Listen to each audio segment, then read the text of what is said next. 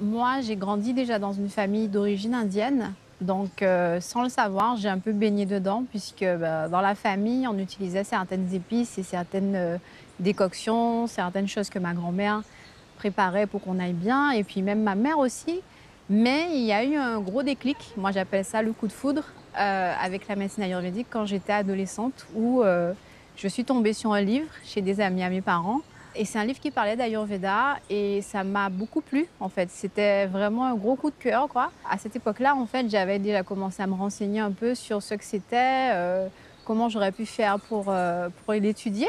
J'avais l'option entre l'Angleterre et l'Inde, mais j'ai préféré partir en Angleterre, c'était plus proche de ma famille et à l'issue de mes études, j'ai eu à faire un internat, c'est-à-dire, un séjour en Inde où j'allais, faire des stages pratiques dans des hôpitaux et avec des médecins en cabinet, donc médecins ayurvédiques. J'ai encore été imprégnée par les senteurs puisque lorsqu'on prépare les préparations médicinales, quand il y a des huiles à préparer, ben, il y a toujours toute cette expérience de senteur qui nous embaume, mais on se rend compte que ces odeurs ramènent, par exemple, des souvenirs.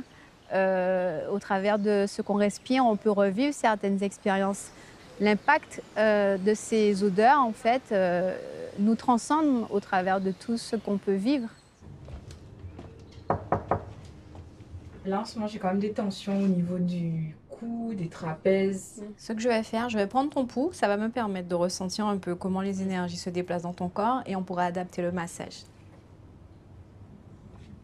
Alors là, je suis en train de prendre l'huile qui est tiède en fait, donc elle est réchauffée et je la passe sur tout le corps pour que, ben, son corps soit induit d'huile et on va pouvoir commencer à faire les mouvements, à masser son corps en fonction de ses déséquilibres.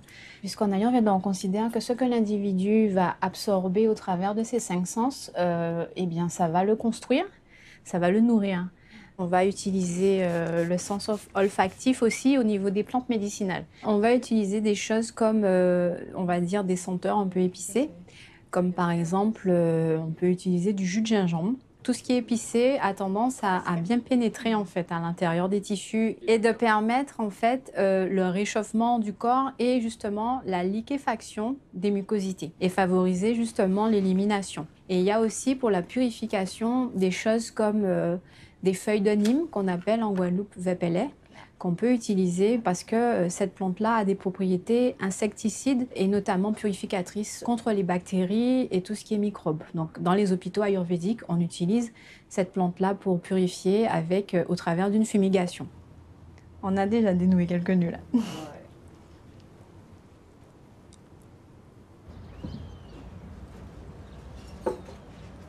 Dans l'avenir, moi, j'aimerais vraiment éduquer les gens à être de plus en plus responsables de leur santé, de leur bien-être, de leur vie, que tout un chacun réalise que pour être en bonne santé, ben, ça passe par les choix qu'on fait notamment au travers de l'alimentation, mais surtout apprendre ou réapprendre à écouter son corps, à ressentir ce que le corps dit, non seulement sur le plan physique, donc les réactions physiques, mais également ressentir aussi les émotions. Et pour faire cela, eh bien, j'ai développé des cours en ligne. Et notamment, là, j'ai un cours en ligne qui s'appelle Renaître et qui permet de découvrir l'Ayurveda en profondeur et d'avoir des outils pratiques pour justement apprendre à s'écouter, à reconnaître les différentes sensations et les différents ressentis, les différents petits symptômes qu'on peut avoir dans le corps et des outils pratiques pour aider à trouver un équilibre.